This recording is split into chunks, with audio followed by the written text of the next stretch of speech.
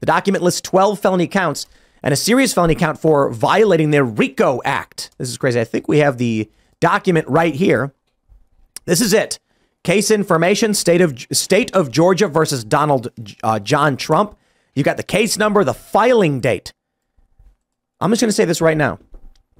If there is a filing date on a court document listing charges, I can say definitively they filed charges against Trump. Now, I think we can get semantic or a bit pedantic and say perhaps filing a charging document is different from literally bringing charges against Trump. But I think the fact that they did this is telling, and no one is going to trust them over this. They've pulled this document down. They're issuing no comment. So I don't know what to think about this, but it certainly seems, I don't know, man. I'm calling it seditious conspiracy. That they were working to take down Trump. The grand jury, which is supposed to be the normal process to bring about indictments, is meaningless, fake, and they were going to do this anyway because their real goal is to cheat in the 2024 election. So just as the common man here, I just don't know the process very well, but a grand jury is going to get together and they're going to talk about what to bring, what charges to bring. And then after they decide, they'll build a paper like what we have here, this case information document. But you're saying that the grand jury hadn't even decided yet and the document was already prepared. The grand jury just finished hearing some testimony today. They're still in hearing evidence.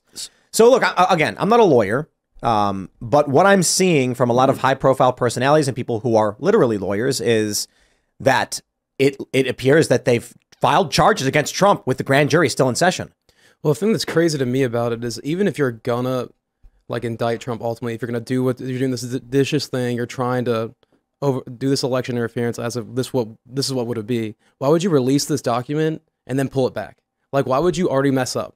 Like, everybody doesn't believe you even more now when you come out and you do these things, and now you're gonna like put out like some kind of massive mess up like this. It could be that they just want to be like, look how much control we have. Like they're just dangling it. They're like, you can't stop us. You think they're just being arrogant? I don't think they are, but that would be one possibility that they're like, yo, we're just going to commit crimes in plain sight now and you can't stop us.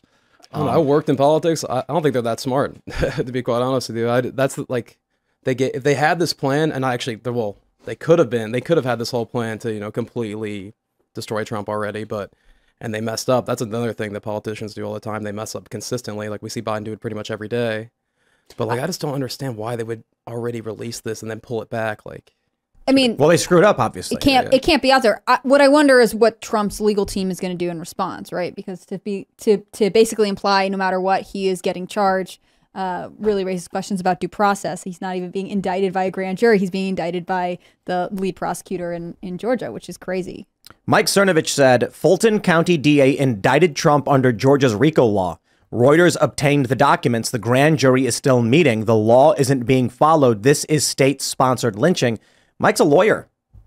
I mean, so I can only imagine he recognizes these documents, but perhaps there is some kind of argument. I'm trying to, you know, be reasonable here. Maybe this is a list of potential charges that are being considered. I don't know. Like, I don't know how they like. It seems if I was going to be nice to these people, which I absolutely would never be, they have a list of potential charges that they said whoops over and published. Yeah, like it's like, this is what we want to charge him with. Let's hope the grand jury goes for it. So we'll have the document ready to go. As soon as they say yes, then we'll publish it. Well, either way, they probably, like how we do these things, well, how I used to do these things, we'd write two things and be like, this is what is probably going to happen, and one of these two things might happen. Either way, they click that button first. Yeah. Like that was the first one they clicked. So no matter what they say, there's going to be a little edge to like, they think this indictment's coming in the way they think it's going to come.